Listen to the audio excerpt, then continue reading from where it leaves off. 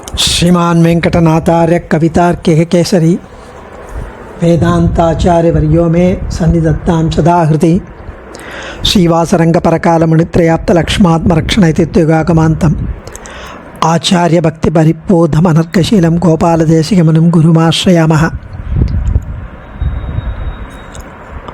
श्रीमद्गोपालार्घ्यदेशिकदयैकपात्रं प्रज्ञाविरक्तिकरुणादिगुणौघवासम् आचार्यसप्तशतीकाव्यं प्रियाधरेण दत्तं श्रीगोपालार्घ्यमहादेशिकमाश्रयामः। श्रीमद् आचार्य सप्तशती ஸ்ரீ ஊவே மன்னார்குடி கந்தாடை கோபாலாரிய மகாதேசிகன் அருளி செய்தது. நேற்றைய தினம் கந்தாடை ஸ்ரீ லக்ஷ்மணாச்சாரியார் எப்படி அபராத க்ஷமாபணம் வேதாந்த தேசிகன் கிட்ட ஒரு வருஷ காலம் அவருடன் தங்கியிருந்து சுவாமி தேசிகனின் திருவடிகளின் ஸ்ரீபாத தீர்த்தத்தை தன் பாரியையுடன் பிரதிதினமும் அருந்தி அவருடைய திருமாளிகையிலேயே இருந்து அதற்கு பின்னர் தன் மனைவி கருவுற்றிருப்பதைக் கண்டு மிகவும் சந்தோஷமாய் குருவான சுவாமி தேசிகனை வணங்கி தன் பாரியையுடன் ஸ்ரீரங்கம் வந்தடைந்தார்னு பார்த்தோம். நேற்றைய தினம் 587வது ஸ்லோகத்தில் காவேரி தடமண்டப மதி திஷ்டதி ரங்க நாயகே கேச்சித் புருஷா இத்தம் அவோச்சந்தே வாகாராதி காரினோ கூட்டம். பின்னொரு சமயம் ஸ்ரீ ரங்கநாதன் காவேரி மண்டபத்தில் எழுந்தருளிருக்கிற சமயத்தில் ஒரு ஸ்ரீ வைஷ்ணவர் அங்கே இருக்கிற தேவஸ்தானத்து அதிகாரியிடம் ரகசியமாகவும் அவசரமாகவும் ஒரு விஷயத்தை சொன்னாராம். அது என்ன விஷயங்கிறத அடுத்த ஸ்லோகத்தில் தெரிவிக்கிறார். அத்ரது வித்தம் ஹர்த்தும் துரகாரூடா கில துருஷ்காஹ பட்டசபிருதோ அட்டஹசிதைருக்ரா அத்யோபயாந்தீதி. अत्र तु वित्तं हर्तुं तुरगारूढाः किल तुरुष्काः पट्टसभृतो अट्टहसितैरुग्रा अद्योपयान्तीति. அவர் சொன்னது என்னன்னா, இன்று மிகவும் அட்டகாசம் செய்து கொண்டு கையில் வாள் ஏந்தியபடி குதிரை மேலேறிக்கொண்டு துருஷ்கர்களான முஸ்லிம்கள் ரங்கநாதனுடைய சொத்துக்களை திருட வருவார்கள் என்று அவர் சொன்னார். மாலிக் காபூர் என்ற துருஷ்க அரசன் தளபதி தலைமையில் துருஷ்கர்கள் ஸ்ரீரங்கத்தின் மீது படையெடுத்து வந்துட்டுருக்க. அது வந்தால் 1311 சுவாமி இங்கே தெரிவிக்கிறார். Islamic invasion of Srirangam by Malik Kafur, a commander of Alauddin Khilji of Delhi sultan in 1311. அதுக்கு அடுத்தது ஸ்ருத்வை தத் கர்ப்பகிருஹம் பிதாய பீத்யாதிகாரிண சர்வே புரதோ மண்டப மத்தியே விரச்சையாராதனாபிநயம். ஆராதனம் பண்ணுறதுக்கு இதை கேட்ட அர்ச்சகர்கள்லாம் பயந்தனர். கர்ப்ப கிரகத்தை கல் எழுப்பி மூடி பின் உற்சவமூர்த்தியை முன் மண்டபத்தில் எழுந்தருள பண்ணி திரு ஆராதனம் செய்தனர். சங்கிருஹ்ய பேட்டிகாயாம் ரங்கேஷம் ரங்கநாயிகா சகிதம் கதிபய பரிஜன சகிதா விவிஷுஸ்துவரிதா அரண்யானீம்.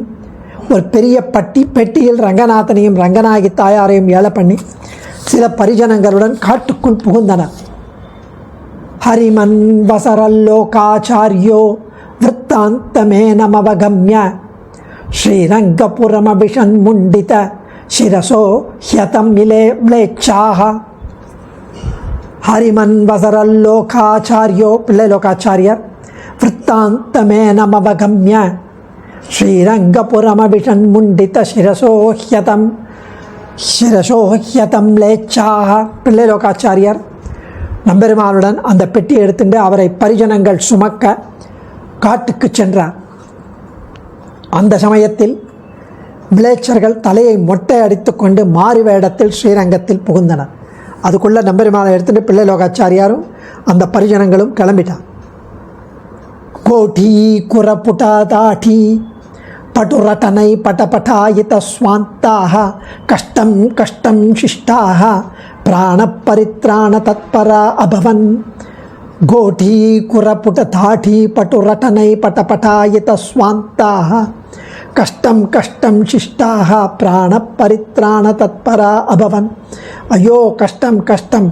கனகனக்கும் சப்தத்துடன் குதிரைகள் வீறு கொண்டு ஸ்ரீரங்கத்தில் நுழைவதைக் கண்ட பக்த கோட்டிகள் சாது ஜனங்கள் தங்களுக்கு வந்த கஷ்டத்தை நினைத்து பீதி அடைந்து பயமடைந்து உயிரை ரட்சித்து கொள்ள ஏதேனும் ஒரு வழியில் மூண்டனர், உபாயத்தில் மூண்டனர்.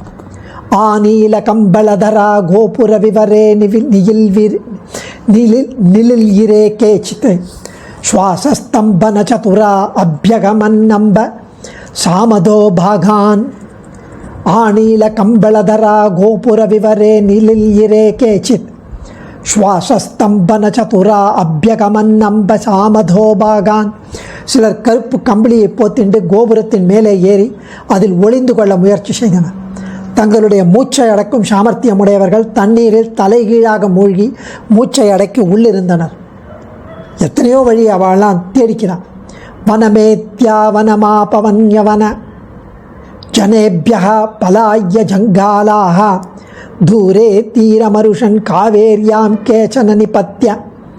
வனமேத்யா வனமாபன்வயன யவன ஜனேபிய பலாய ஜங்காலாக தூரே தீரமருஷன் காவேரியாம் கேச்சன நிபத்ய.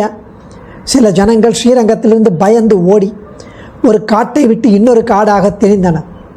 சிலர் காவேரியில் குதித்து நீந்தி அக்கறை அடைந்து அங்கிருந்து ஓடி ஒளிந்தனர். அவகுண்ட்ய சிரக்ஷண கைஹி ஸ்மஸ்ருணி விதாய கேச்சிததி தீராக அச்சரன் புரரதஸ்தேஷாமளிகே பாணிம் நிதாபயந்தஸ்தைஹி.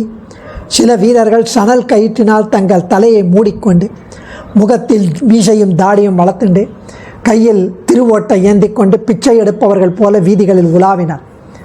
அந்தஸ்திரஸ்கரிண்யா தேவமதிருஷ்டவாத வெங்கடேஷ குருகு நிர்கந்தும் சாசக்தோ அதிஷ்ட சிந்தா குலஸ்தத்ர.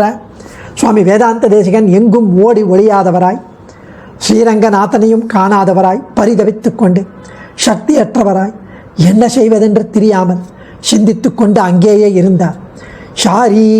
ஷாரீரக பாஷ்யஸ்ய வியாக்கியாம் ஸ்வகிருதாம் சுதர்சனசூரிஹி தத்வா வியாச பராசர நாமானௌ பாலகௌ ச குருமூச்சே. ஷாரீரக பாஷ்யஸ்ய வியாக்கியாம் ஸ்வகிருதாம் சுதர்சனசூரிஹி தத்வா வியாச பராசர நாமானௌ பாலகௌ ச குருமூச்சே.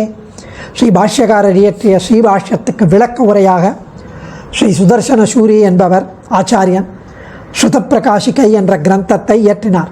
நடாதூர் அம்மாள் கிட்ட ஸ்ரீபாஷ்யம் காலக்ஷேபம் பண்ணும்போது பட்டோலைப்படுத்தி அவர் ஸ்ருதப்பிரகாஷிகை என்று பெயரிட்டு ஆச்சரியமான ஸ்ரீபாஷ்யத்தின் விளக்க உரையாக இன்றளவும் அது காலக்ஷேபத்தில் அன்வைத்து கொண்டு வருகிறோம். மிகவும் தளர்ந்தவராய் ஆச்சாரியன் சுதர்சன சூரி தன்னுடைய இரு குமாரர்களான வியாசர் மற்றும் பராசரர் என்ற திருநாமம் கொண்ட இரு குமாரர்களை வேதாந்த தேசிகனிடம் ஒப்படைத்தார்கள். மேலும் அவர் கீழ்கண்டவாறு சொன்னார். அத்யைவ பூரிதோயம் கிரந்தோ அபரிசோதிதஸ்தமும் தஸ்ததமும் சம்சோத்ய பிரக்யாபய பாலௌ தனயௌ சரக்ஷேதி. அத்யைவ பூரிதோயம் கிரந்தோ அபரிசோதிதஸ்ததமும் சம்சோத்ய பிரக்யாபய பாலௌ தனயௌ சரக்ஷேதி. அப்பொழுதுதான் எழுதி முடித்த ஸ்ருதப்பிரகாஷிகை என்னும் கிரந்தத்தை சுவாமியிடம் கொடுத்து ஸ்ருதப்பிரகாஷிகாச்சாரியர் சுதர்சன சூரி அதை நன்றாக பாதுகாத்தும் பிரபலப்படுத்தவும் வேண்டும் மற்றும் தன்னுடைய 2 குமாரர்களையும் காப்பாற்ற வேண்டும் என்று சுவாமியிடம் கேட்டுக்கொண்டார். இப்படி அந்த துருஷ்கர்களின் செயல்களால் சுவாமி அப்போ அந்த 2 குழந்தைகளையும் எடுத்துண்டு ஸ்ருதப்பிரகாஷிகா பூமோ ஏனாதோ பரிரட்சிதா பிரவர்த்திதாத பாத்ரேஷு தஸ்மை ஸ்ரேஷ்டாய மங்களம்னு வேதாந்த தேசிக மங்கள ஸ்லோகத்திலேயே அது வருது. இப்படி ஆச்சரியமாக சுவாமி தேசிகன் அதை பாதுகாத்து ஸ்ருதப்பிரகாஷிகையை குழந்தைகளையும் ரட்சித்தார். அது எப்படிங்கிறத அடுத்த ஸ்லோகத்தில் நாளை அனுபவிப்போம். மற்றபடி நேற்றைய தினம் அடியன் சுபாஷித நீவியை பற்றி ரொம்ப சின்னதாக சொல்லிட்டேன்னு ஒரு சுவாமி சுபாஷித நீவியை பற்றி கொஞ்சம் விவரணமாக சொல்லணும் அப்படின்னு பிரார்த்திச்சுண்டார். அதை மாத்திரம் இப்போ சொல்லிட்டு முடிச்சுக்கிறேன். இந்த சுபாஷித நீவியை பற்றி சொல்லணுன்னா, சர்வஜ்ஞ சிம்ம பூபாலன்னு ஒரு ராஜா நம்ம பார்த்தோம். அந்த ராஜா சுவாமிகிட்ட வந்து சிஷ்யனாகி உபதேச ரூபமாக ஒரு கிரந்தம் அருளி செய்யணும், தனக்கு ராஜநீதிக்கு ராஜதந்திரத்திற்கு ஒரு உபதேசம் பண்ணணும்னு கேட்டு சுவாமி தேசிகன் அருளி செய்த சர்வோத்தம சுபாஷித காவியம் அது. ஸ்ரோதாவான அதிகாரிக்கு சர்வஜ்ஞ சிம்ம பூபாலன்னு பேர்.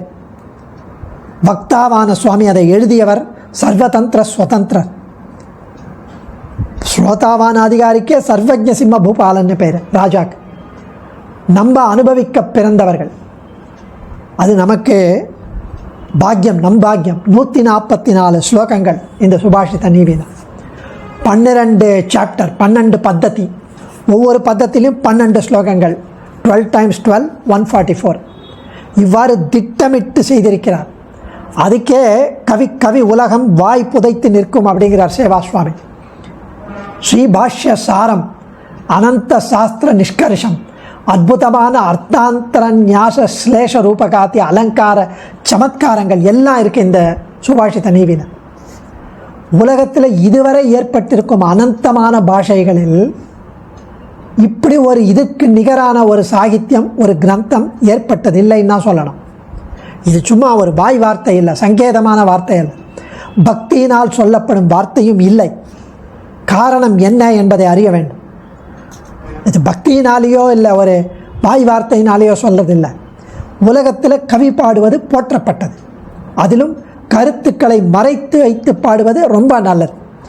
ஒரு சில கருத்துக்களை ஸ்லேடையாக சொல்லி பலருடைய புகழுக்கு பாத்திரமானார்கள்.